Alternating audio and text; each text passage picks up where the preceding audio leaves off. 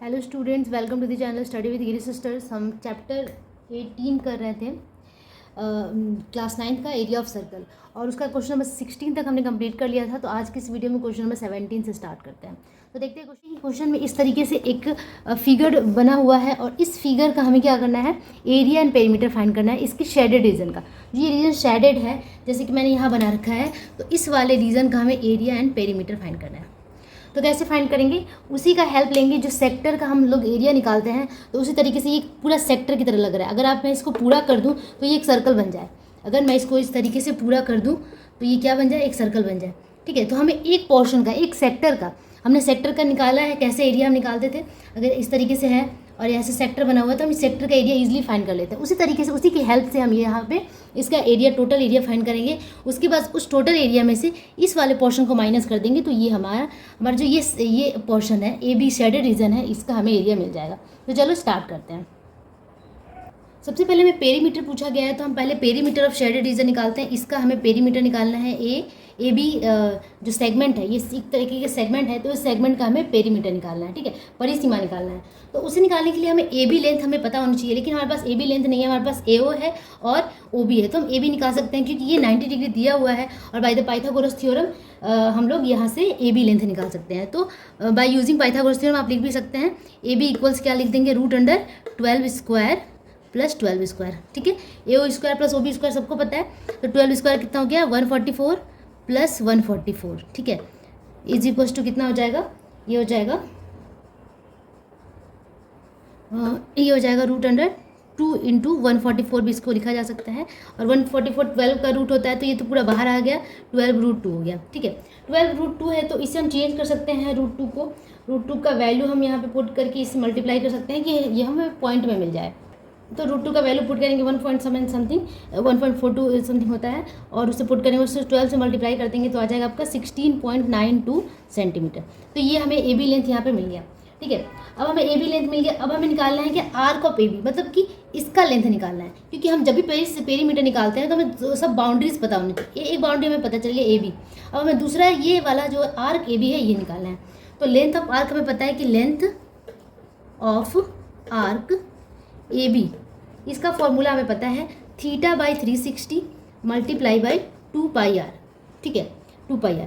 यहाँ पे थीटा कितना है, 90 है, 90/360 कर देंगे, मल्टीप्लाई 2 × 22/7 मल्टीप्लाई आर। आर का वैल्यू यहाँ पे 12 सेंटीमीटर है। ठीक है, तो इसे अब सॉल्व कर लेते हैं। ठीक है, ठीक है, अब सबको मल्टीप्लाई करके 7 से डिवाइड करते हैं, 18.857 सेंटीमीटर। ठीक है, तो अब हमें यहाँ पे length of arc A B मिल गया। ठीक है, अब हमें टोटल लेंथ निकालना है, पेरीमीटर निकालना है। ठीक है, तो पेरीमीटर लिखेंगे, पेरीमीटर ऑफ सेक्टर,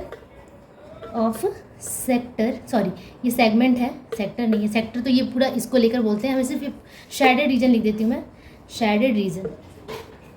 तो शेडेड रीजन का हमें पेरीमीटर कैसे निकालेंगे, arc A B plus arc A B, arc A B. ठीक है, तो ए बी लेंथ हमें पता है कितना, 16.92 प्लस आर्क ए बी 18.857।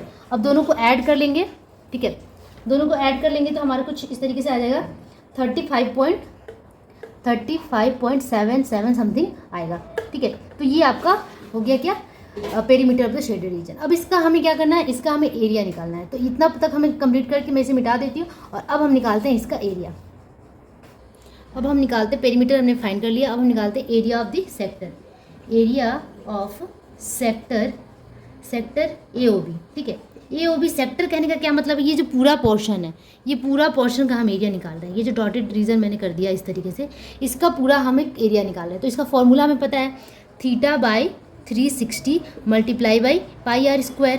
ठीक है, थीटा की जगह पे 90 पुट कर देंगे, बाई 360 मल्टीप्लाई 22/7 इंटू आर की जगह पे 12 का स्क्वायर। ठीक है, ठीक है, तो ये कैलकुलेट करने के बाद आ जाएगा 113.14 सेंटीमीटर स्क्वायर। ठीक है, तो इस तरीके से हमने पूरा एरिया इसका निकाल लिया। अब हमें क्या निकालना है, हमें तो सिर्फ ये रेड पोर्शन, ये जो शेडेड पोर्शन है, ये वाला पोर्शन का निकालना है। ठीक है, तो हम क्या करेंगे, इसका भी अलग से निकालेंगे, ए ओ बी का। तो फिर लिखेंगे एरिया ऑफ ट्रायंगल। ठीक है, triangle A O B. Triangle AOB, इसका एरिया निकालते हैं। हमें पता है ये 90 डिग्री ये राइट एंगल ट्रायंगल है, तो half into base into height, base है 12, हाइट भी है 12, ठीक है, तो इसको 72 सेंटीमीटर स्क्वायर आ गया, ठीक है। अब हमें क्या करना है, टोटल एरिया में से इस वाले एरिया को माइनस कर देंगे तो ये एरिया में मिल जाएगा, ठीक है। तो अब निकालते हैं हम कि area of the shaded portion, ठीक है, एरिया ऑफ शेडेड रीजन, ठीक है। तो शेडेड रीजन का एरिया क्या कर लेंगे, टोटल एरिया है हमारा कितना है 113.14 माइनस 72 कर देंगे तो हमें मिल जाएगा area of the shaded region, ठीक है। तो इसे माइनस करते हैं तो हमारे कुछ आ जाएगा 41.14 सेंटीमीटर स्क्वायर। तो इसी तरीके से ये क्वेश्चन हमारा कंप्लीट हो गया, क्वेश्चन नंबर 17 का 1 और 2 पार्ट। अब करते हैं नेक्स्ट क्वेश्चन नंबर 18। ओके, अब हम नेक्स्ट सेकंड नंबर देखते हैं। इस तरीके से फिगर बना हुआ है, आप देख सकते हो कि फिगर से ही पता चल रहा है कि ये एक इक्विलेटरल ट्रायंगल समबाहु त्रिभुज है और इसमें 42 सेंटीमीटर BC का लेंथ दिया हुआ है, ठीक है। इसमें AB का लेंथ या तो मिसिंग है या फिर कुछ ऐसा होगा, क्योंकि अगर 42 सेंटीमीटर यहाँ नहीं होगा तो ये क्वेश्चन नहीं बनेगा। तो एक्चुअली ये AB लेंथ भी 42 सेंटीमीटर है, तो हम लोग यहाँ पे AB लेंथ भी 42 सेंटीमीटर ले लेते हैं, क्योंकि इसके बिना ये पॉसिबल नहीं है। एक्चुअली ये जो क्वेश्चन है ये है ही इक्विलेटरल ट्रायंगल, लेकिन इसको प्रूफ करने की जरूरत ही नहीं है, क्योंकि एक तो फिगर से पता चल रहा है और साथ में ये 42 सेंटीमीटर वहाँ मिसिंग है, वहाँ होना चाहिए था, ठीक है। तो हमारा एक एंगल भी यहाँ पे 60 डिग्री दे दिया हुआ है। अब हमें क्या करना है, हमें पेरीमीटर ऑफ ये शेडेड रीजन का पेरीमीटर पहले निकालना है। तो हमें AC लेंथ चाहिए होगा, तो सबसे पहले हम फाइंड करते हैं AC लेंथ। तो लेंथ ऑफ आर्क AC कैसे निकालेंगे, वही θ/360। तो थीटा की जगह पे यहाँ पे पुट करेंगे 60/360, ठीक है। θ/360 मल्टीप्लाई 2πr होता है, तो 2 पाई का वैल्यू 22/7 और आर की जगह पे हम 42 सेंटीमीटर लगाएंगे यहाँ पर, ठीक है। तो इसे सॉल्व कर लेते हैं और इसे सॉल्व करने के बाद हमारा आ जाएगा 44 सेंटीमीटर, ठीक है। आप लोग सॉल्व कर लीजिएगा।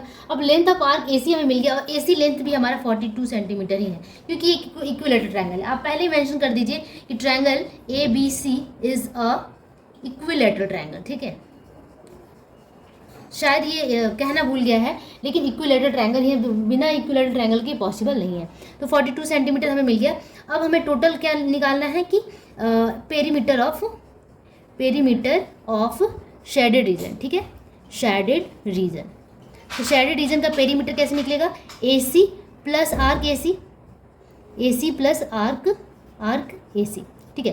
तो AC का लेंथ कितना है हमारे पास 42 प्लस आर्क AC 44 आ गया और दोनों को ऐड करने पे आ जाएगा आपका 86 सेंटीमीटर। तो ये हमारा पहला आंसर हो गया perimeter of the shaded region. अब हम निकालते हैं कि area of the shaded region.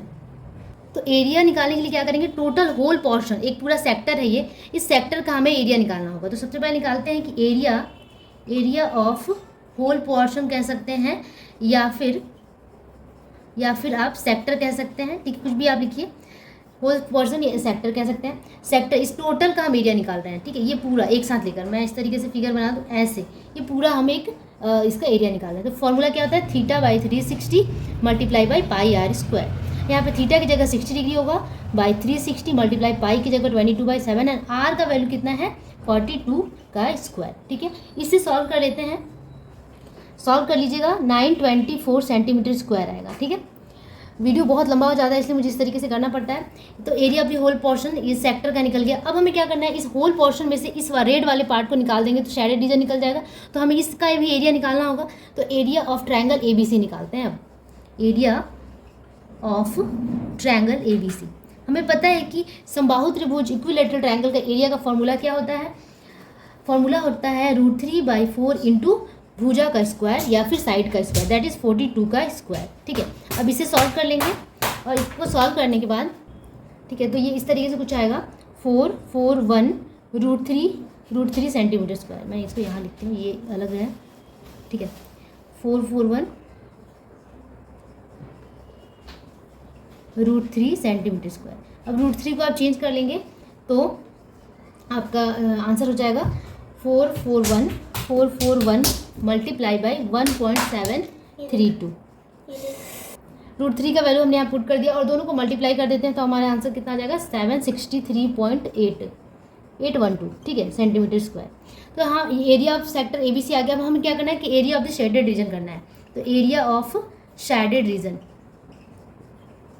Reason का फॉर्मूला, मतलब टोटल रीजन में से टोटल हमारा आ गया था कितना 924 माइनस ये वाला एरिया जो कि ट्रायंगल का एरिया है, इसे माइनस कर देते हैं। 763.812। ठीक है, अब इससे माइनस करेंगे तो आपका आ जाएगा 160.188 सेंटीमीटर स्क्वायर, और यही आपका हो जाएगा रिक्वायर्ड आंसर। तो इस तरीके से हमने क्वेश्चन नंबर 1 एंड 2 कंप्लीट कर लिया। अगर आपको कॉन्सेप्ट में ज़रा सा भी दिक्कत हो तो आप कमेंट करके बताइए, मैं फिर से एक बार मतलब कोशिश करूँगी, या फिर आप वीडियो को 2 से 3 बार देखिए जिससे आपको ईजिली समझ में आ जाए। क्वेश्चन टफ नहीं था, बहुत सारे बच्चों की रिक्वेस्ट थी कि ये क्वेश्चन टफ लग रहा है, लेकिन ऐसा कुछ भी नहीं है। जब आपके पास एंगल दिया हो और ये रेडियस दिया हुआ है तो आप ईजिली आर्क का लेंथ निकाल सकते हैं, फिर आर्क का आप एरिया भी निकाल सकते हैं, सेक्टर का एरिया निकाल सकते हैं। जब सेक्टर का एरिया निकल गया तो टोटल हम ये शेडेड रीजन का भी निकाल सकते हैं। एक बार मैं स्क्रॉल करके पूरा आंसर दिखा दूं, और ये हो गया कंप्लीट। नेक्स्ट वीडियो में हम आगे के क्वेश्चंस को सॉल्व करेंगे, तब तक आप प्रैक्टिस करते रहिए। आज के लिए इतना ही, बाय बाय।